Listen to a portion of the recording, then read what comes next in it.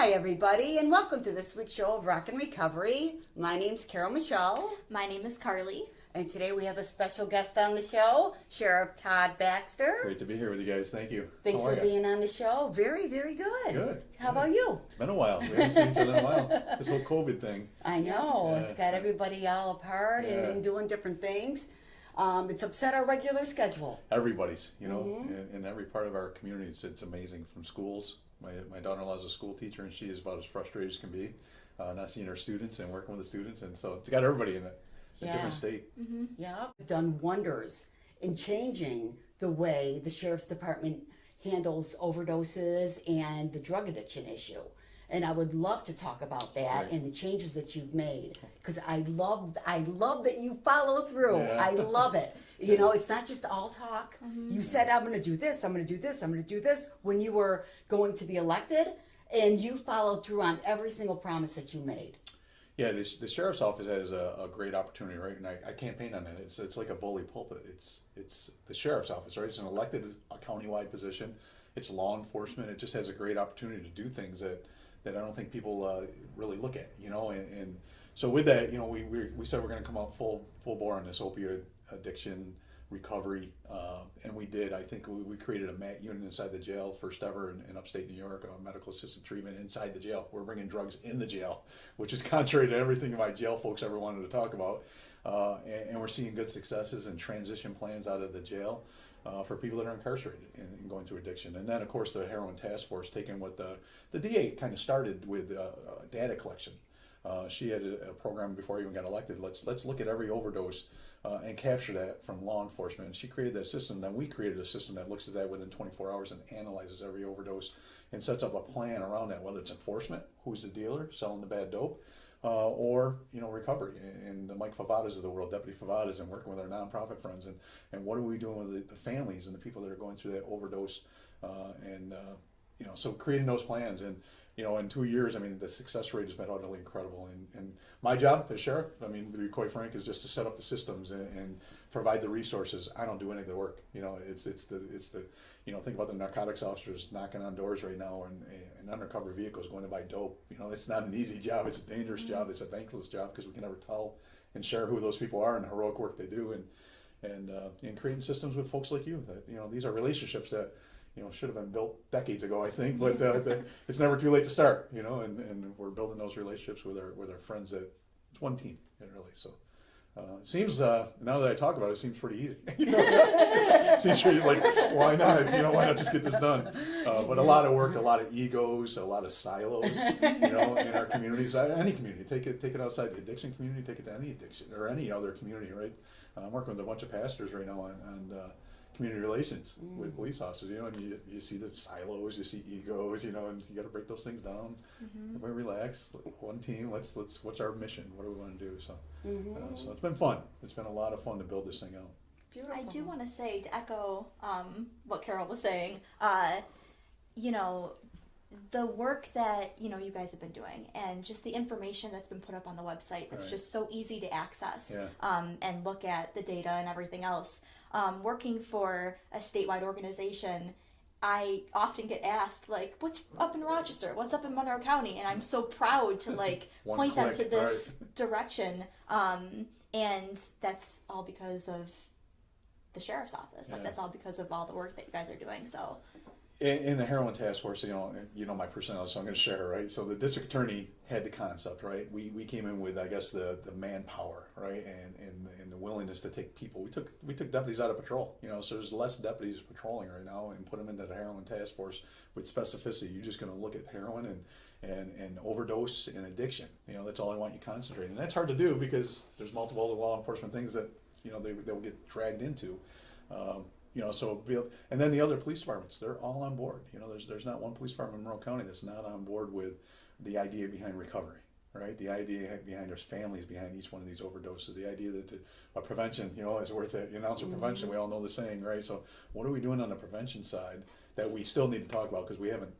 That's one of the surfaces I don't think we've scratched. I don't think we've gotten half as good as we need to be on the prevention side of this, whether it's heroin or any other addiction. It's an ounce of prevention where we should put a lot more money, time, resources into. Okay, well, we're going to go to a break. Are we already? But we'll be right back. Okay.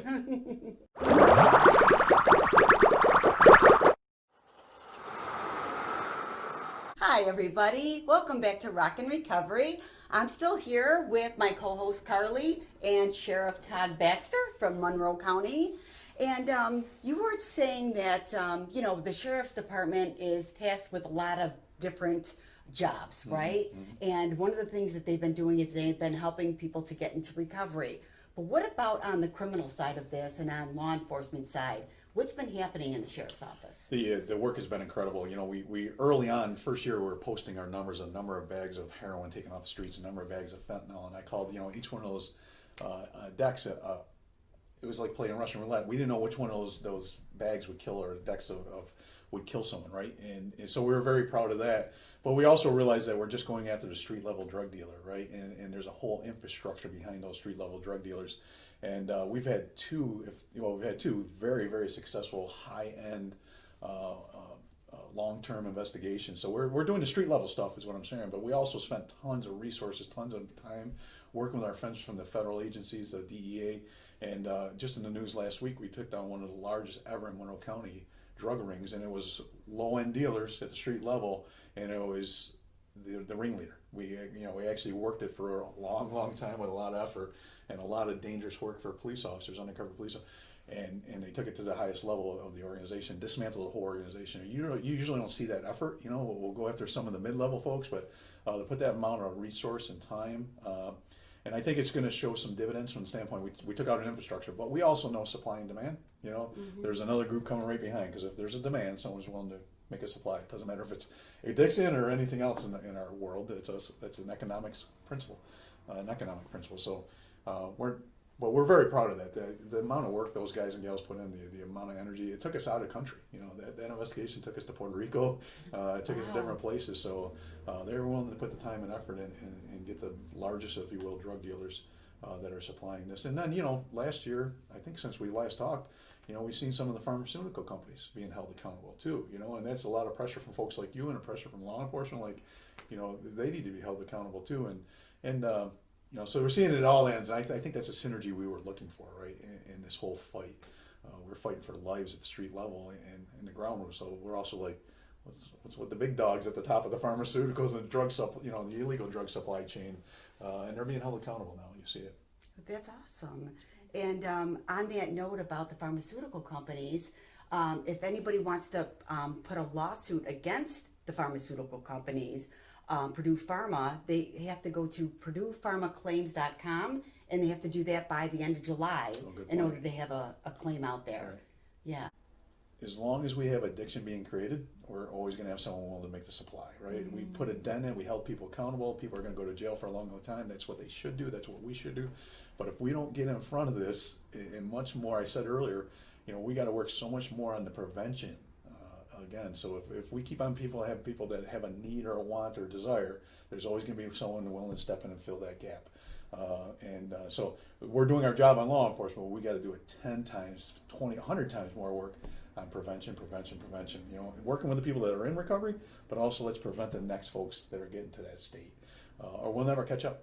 We'll always be chasing that tail, and we'll do our job. I mean, we've proven that we'll arrest bad guys all the way to the top of the organization, and we'll put them in jail. Hopefully, the DA can prosecute and put these people away for a long, long time, because they're taking our friends' lives, right, and our loved ones' lives. But with that, let's be real. If we don't stop the addictive state, there's gonna be someone coming right behind to provide that fill that gap. I've been to many school assemblies where somebody was representing the Sheriff's Department, usually Mike Favada, which we love him, sure. Right? And oftentimes Carly Jo's been on the panel as well. Great panel discussion when those two get together. Right? And I think you guys are doing wonderful things with that, trying to give information to not only the students but to parents too. Right. I've been to many assemblies too where it's information for parents and what to look for as far as addiction goes and stuff. So all of those strategies I think are making a difference. Yeah, and we were talking off air. I've never been through the addictive state, right, to that level. So I cannot tell a parent what to do, even to recognize the signs of, oh crap, I think something's going wrong in my child's life. But what is the signs before that? Right? What helps create those environments? And we know it's multifaceted. There's not one answer. It'd be easy. We'd be billionaires because we'd solve this problem in a second, right? Because we'd shut off the well and we do the prevention side. But the fact is, I think families are very nervous. Families are very concerned. So the more we can talk and say, hey, think about these things, or this is my experience. I cannot walk in your shoes and share those stories. So it's so important that folks get out and explain to people what's really occurring, what occurred in these wonderful families to make these things happen. And sometimes we have the answer, sometimes we don't, you know, and it doesn't, we know it doesn't matter. It's we could say it's social economics, right? We could say it's mental health, right, in our communities. We could say it's, you know, the lack of law enforcement. We can go on for a week and a half, but every family, every individual is so unique that we need at least to talk openly about these things and share so we can all be as prepared as possible to maybe prevent. Yeah, that, you know what you said is so important, because a lot of families, they carry this guilt of, you know, what should I have done? Right. Because obviously what I did didn't work, and there's no single answer, and every circumstance is different, right? So, and even like, you know, being a mom and seeing my two kids go through their addiction and now their recovery, their journeys were so different.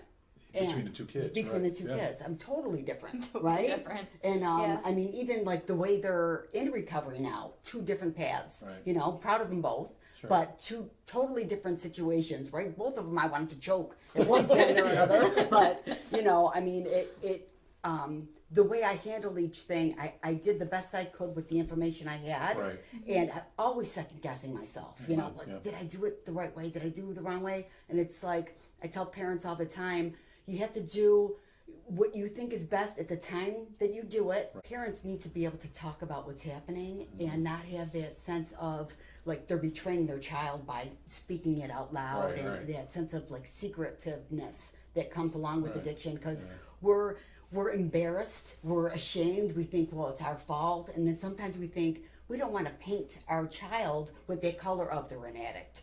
You know, I mean, what a terrible thing to say about somebody you love, right? So we need to be able to kind of get past that and recognize it's a mental health issue. You know, it's not a disgrace. It's something that people need to deal with. And that's what I was going to say too, is even if that parent isn't going through their child's addiction, just being able to have those open conversations with their kids about, you know, let's, you know, sit around the dinner table and talk about what addiction looks like.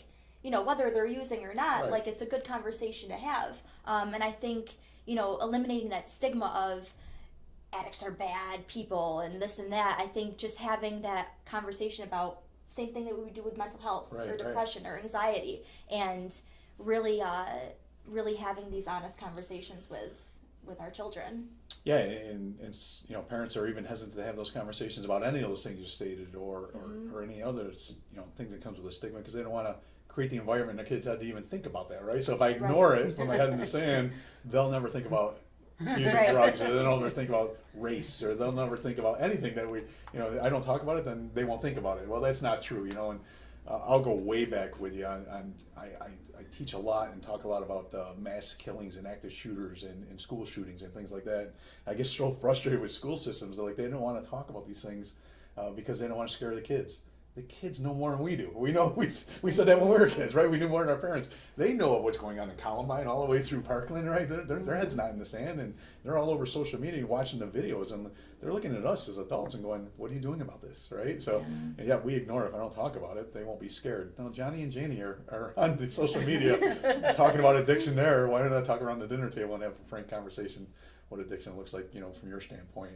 And yeah, it's funny how we try and protect so much. Man, these kids they know more than we ever dreamed of knowing. And pick a subject. Yeah, and you know what, with the institutions too, it's the same thing with drugs as it is with the violence, the gun shootings and all that. It's not happening here.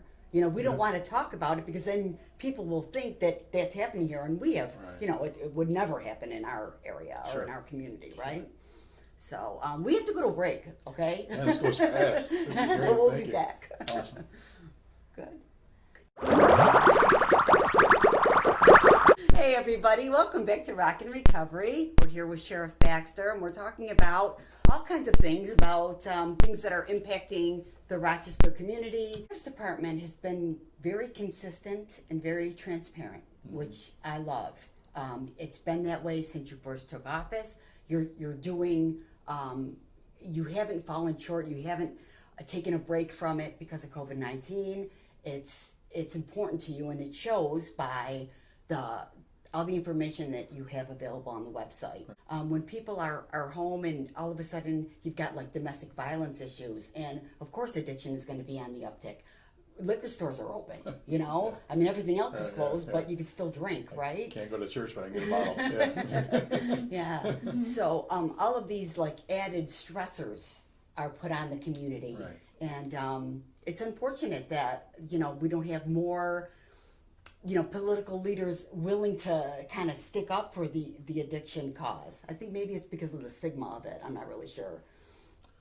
Yeah, I think, you know, working with that in Bello, yeah, I've said the words drug czar one too many times, you know, because it comes with like almost a negative connotation. But the point I was always making during the campaign the last 2 years, and now even with the transition to the Bello administration early on, you know, we helped him on his transition plan. And part of that was, what are we doing with addiction? Right? Mm-hmm. It's well beyond law enforcement. No one says, you know, we've all agreed that, whether you're a politician, recovery, law enforcement has a segment, right? And we'll use the bully pulpit of the sheriff as much as we can. And the district attorney's been very powerful in creating environments. But it's a microcosm of society, right? You know, it's there's so many facets to this thing. We're just talking about families, how each family is so unique in the conversation. So my push has always been for that drug czar position at a county-wide level. Put a much better term on it, right? But the idea is, who's choreographing the play? Who's coordinating all the efforts of the nonprofits? Who's coordinating the efforts of law enforcement? Who's coordinating the efforts of mental health, of the hospitals, of transition from a hospital OD emergency room directly to a bed, if at all possible, if that's what the family needs at that time. Who's working with the family the next day? Those are resources at time, but more important, it's coordination. Mm-hmm. And I'm very overt when I say this. I'm not looking for anybody to come in our communities and tell you how to do your job. I'm looking for someone to come into the community and say, what are you guys doing? What do you need more of? Do you realize someone across the street's doing the same thing you're doing? How do we stop the redundancy? If that's something we all need to do, let's keep doing that. But there's no strategy with that. So very frank, I mean, I've sat down with Adam Bello. I sat down with Dr. Mendoza. I've sat down, this is all prior to COVID.